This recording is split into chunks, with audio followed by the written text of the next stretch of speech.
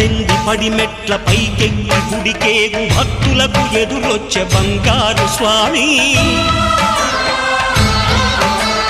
ఇరుముడులు స్పృశించి శుభమనుచు దీవించి జన బృందముల చేరే జగమేడు స్వామి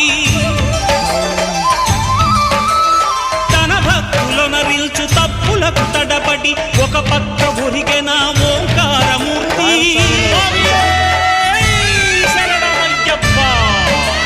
స్వాములందరూ తనకు సాయము కాగా ధీమంతుడై లేచే ఆ కన్య స్వామి